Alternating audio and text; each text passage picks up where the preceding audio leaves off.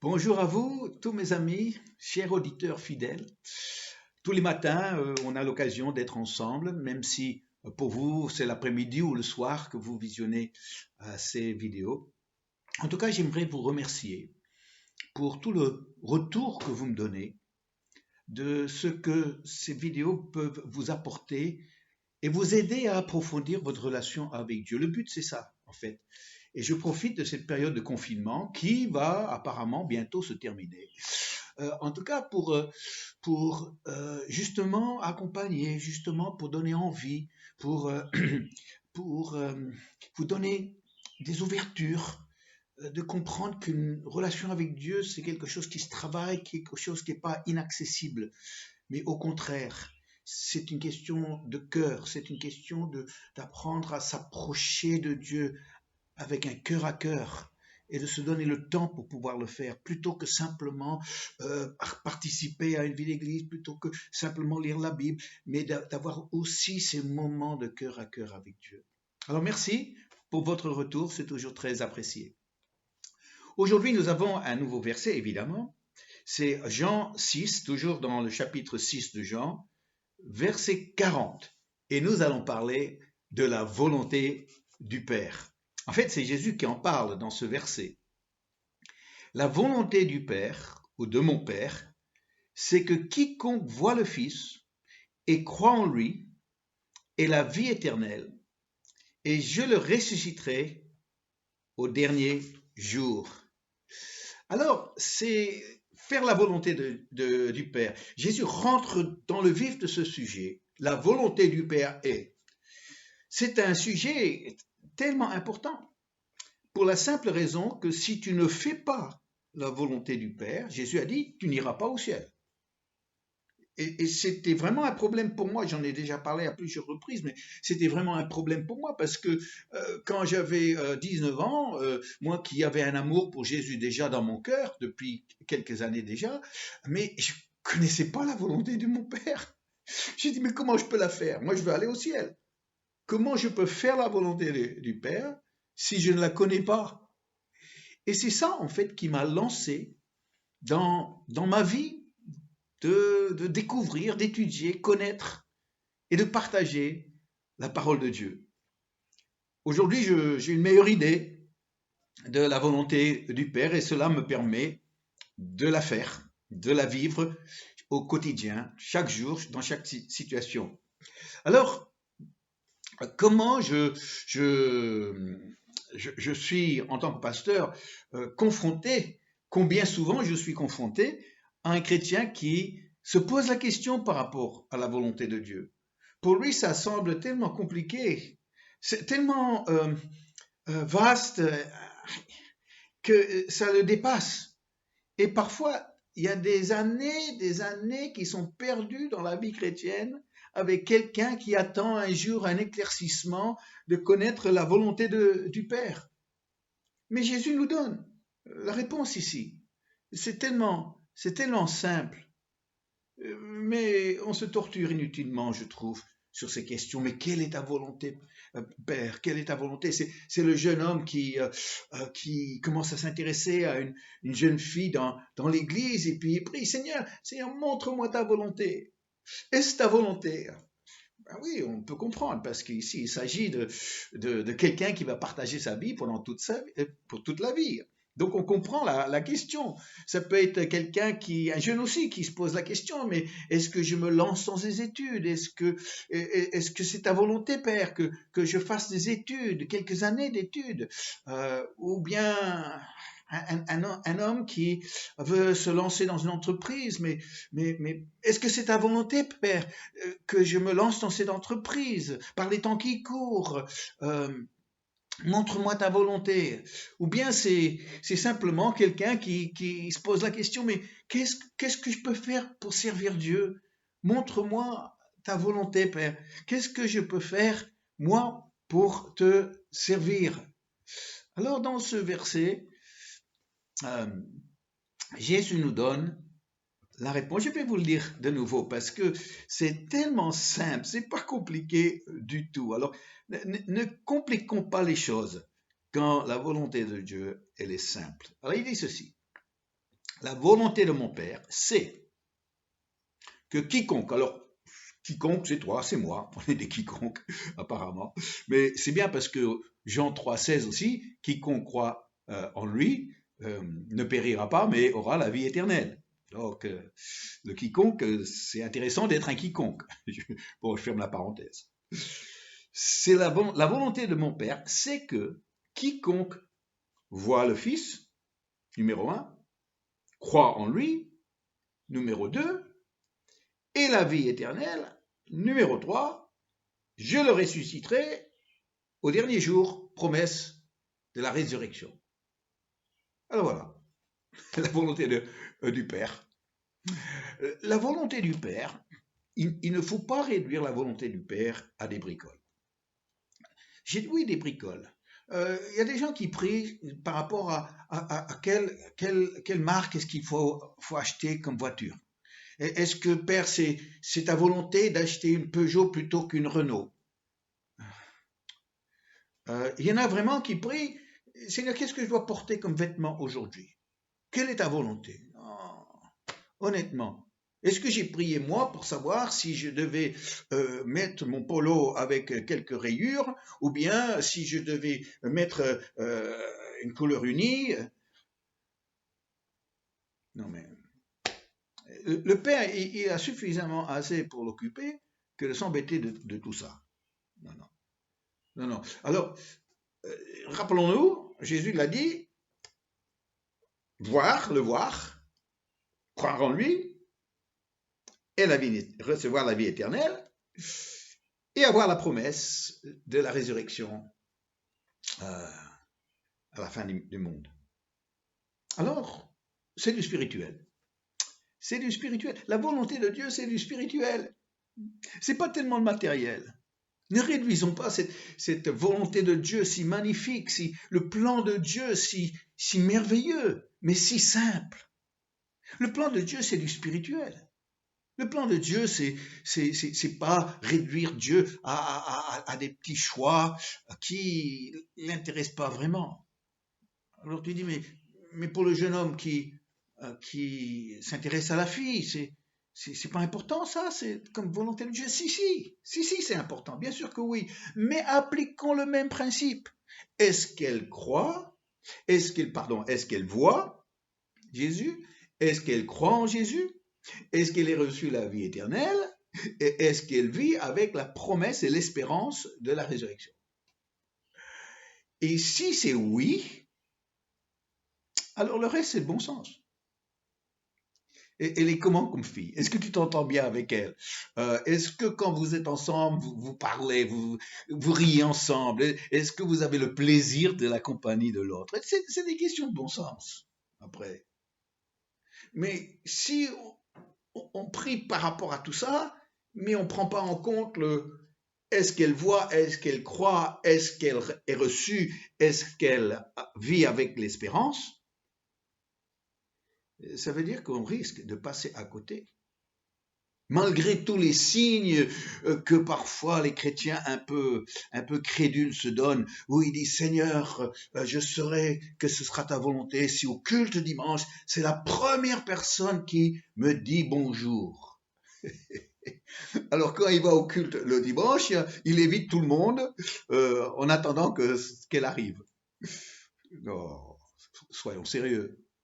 Ou bien, comme j'ai déjà entendu, bon, je ne leur ai pas donné raison, hein, mais on sait qu'on doit être ensemble, on sait que c'est la volonté de Dieu. Mais je dis, mais pourquoi? Pourquoi vous savez ça? Et il me dit, parce que au moment de la Sainte Seine, nos yeux se sont croisés.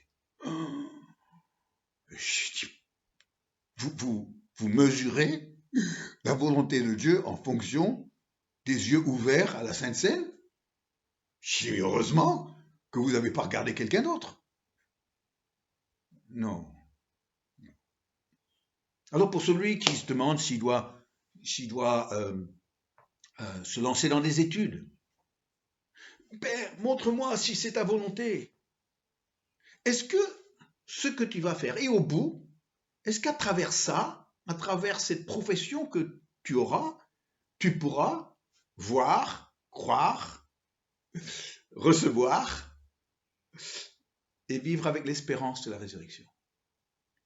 Est-ce que c'est quelque chose qui va te rapprocher du Père ou est-ce que c'est quelque chose qui va t'éloigner du Père? La volonté de Dieu. Ah oui. Après, c'est une question, est-ce que tu es fait pour ça? Parce que si on n'est pas fait pour les études, on va perdre des années et puis au bout, il n'y aura rien. Et combien de fois j'ai vu ça? Ou quelqu'un qui est pas fait pour les études, et ça, il l'a déjà montré dans ses années au lycée, mais tout d'un coup veut se lancer dans des études qui le dépassent complètement. Ce serait comme si quelqu'un qui sait à peine chanter souhaite faire une carrière dans le chant. Ou quelqu'un qui n'a pas de rythme vouloir être un batteur professionnel. Non, non, non, non, non. Il faut le bon sens par rapport à ses choix. Mais après, il faut toujours que la question spirituelle revienne. Est-ce qu'à travers, et en faisant ce choix, est-ce que ça va me rapprocher de Dieu? Ça va me rapprocher, ça va me fortifier dans ma foi. Ça va me permettre de vivre plus pleinement un épanouissement avec le Seigneur. Ou bien est-ce que ça va me tirer dans un autre sens? Alors pour celui qui veut commencer son entreprise, il dit, Seigneur, est-ce que c'est ta volonté? Alors pareil, je dirais, est-ce que pendant cette première période des 5 ans, on dit toujours il faut 5 ans pour voir si l'entreprise va décoller, si elle va marcher. Alors pendant ces 5 ans où il faudra travailler dur, il faudra serrer la ceinture, il faudra faire des heures pas possibles, est-ce que pendant ces 5 ans, tu vas pouvoir maintenir la priorité de voir Jésus, croire en lui, recevoir la vie éternelle et vivre dans l'espérance? Parce que si après, tu mets Dieu en stand-by, en disant maintenant je me donne à cette entreprise, moi je dis reste salarié mon ami, reste salarié. Mais si tu peux le faire, tout en préservant la priorité spirituelle pour ta vie, alors là tu pourras vraiment dire que que c'est la volonté de Dieu. Et pour quelqu'un qui veut servir Dieu, c'est pas compliqué. Est-ce que tu dois aller dans un autre pays? Est-ce que tu dois t'inscrire dans une fac? Est-ce que de théologie? Père, montre-moi. Quand les gens disent, Seigneur, montre-moi ta volonté, est-ce que je suis appelé à quoi dans le ministère? C'est une question qu'il ne faut même pas se poser. Ça se verra. Ça se verra. Et si toi, tu t'impliques dans cette volonté de faire connaître Jésus, d'aider des gens à le voir, de l'apercevoir, de se rendre compte, d'avoir cette rencontre avec lui, de croire en lui.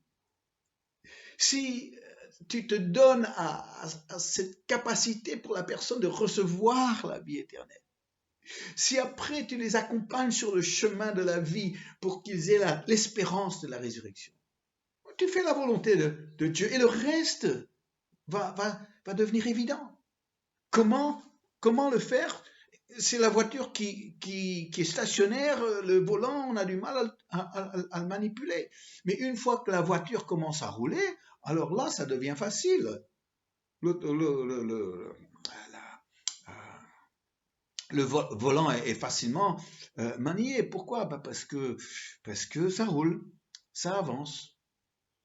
Alors, cher chrétien, ne te torture pas inutilement avec cette question-là. Ne sois pas simpliste aussi. Sois simple, mais pas simpliste en pensant que Dieu a une volonté par rapport à ce que tu dois porter aujourd'hui comme vêtement. Non. Dieu a toujours exercé sa volonté d'une façon spirituelle. Sa priorité, c'est ça. C'est le salut d'une âme. Et aujourd'hui, le salut d'une âme passe par justement voir Jésus, croire en lui, recevoir la vie éternelle et vivre dans l'espérance. Alors ma prière pour toi, c'est que tu ne vas pas oublier que le Père nous a donné le bon sens. Il nous a donné cette capacité de poser le pour et le contre, de dire est-ce que c'est sage de prendre cette décision-là? Est-ce que c'est le moment ou pas le moment? Les conséquences de ça, quelles seront-elles? Où est-ce que ça pourrait éventuellement me mener? Est-ce que je suis prêt à calculer le prix avant de commencer à bâtir ma tour, pour ceux qui connaissent la parabole? Oui, le bon sens accompagne la volonté de Dieu qui nous tire vers l'éternité. Et aujourd'hui, si vous posez cette question-là, vous avez la réponse dans Jean 6, verset 40. Gérez les questions de la vie, mais gérez-les avec le filtre de la vie éternelle. Les 4 choses: voir, les yeux s'ouvrent, la lumière brille et entre, pénètre. Croire. Croire, c'est pas des croyances. Croire, c'est de s'appuyer de toute sa force sur cette vérité-là. Recevoir la vie éternelle, c'est une expérience. Et vivre chaque jour avec cette promesse, cette espérance.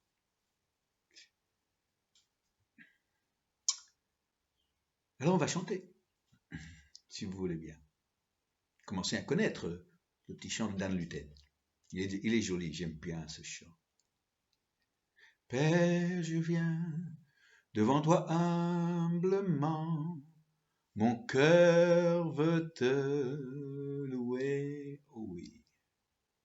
Père, je t'aime, car tu m'as racheté, mon cœur veut t'adorer, conduis-moi dans ta présence, guide-moi vers ta gloire.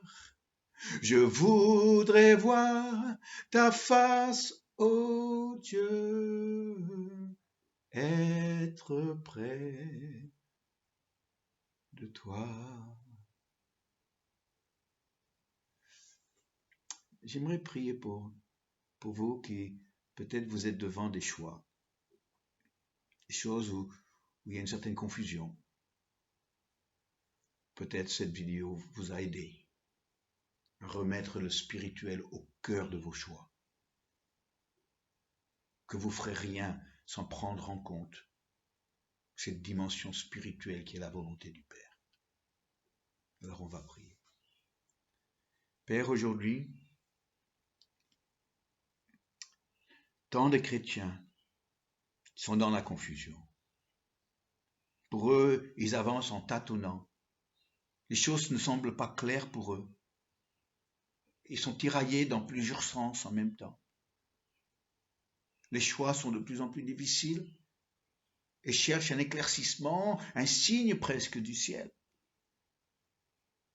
Mais aujourd'hui, ce n'est pas un signe du ciel qu'on attend.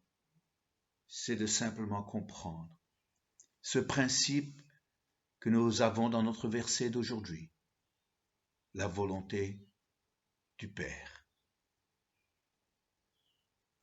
Mon Père, aujourd'hui, je prie pour tous ceux qui m'écoutent par le biais de cette vidéo, dans les choix qu'ils auront encore à faire, qu'ils ne vont jamais oublier ce qu'ils ont entendu aujourd'hui, qu'ils vont toujours te soumettre les choix, non pas d'une façon arbitraire, je mettrai du rouge plutôt que du bleu, mais que le choix soit conditionné par la priorité des priorités, c'est croire en Jésus et se propulser vers la vie éternelle.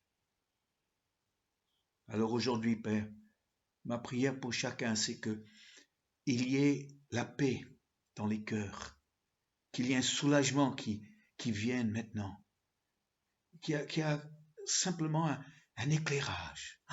Oui, maintenant je comprends. Maintenant je sais comment aborder cette question. Merci Père. Merci.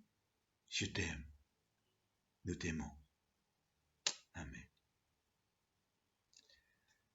Merci, chers amis. Oui, il y a peut-être du pain sur la planche maintenant, par rapport à vos choix. Et s'il y a eu des mauvais choix qui ont été faits par le passé, revenez en arrière. on n'a rien à perdre. Tout à gagner de défaire un mauvais choix pour en refaire un autre qui est le bon. Merci, vous avez fait le bon choix de suivre cette vidéo aujourd'hui. Et demain, si vous décidez de venir chez moi, parce que vous êtes le bienvenu demain matin, pour cette nouvelle vidéo, eh bien, vous aurez aussi fait le bon choix. Bonne journée et au revoir.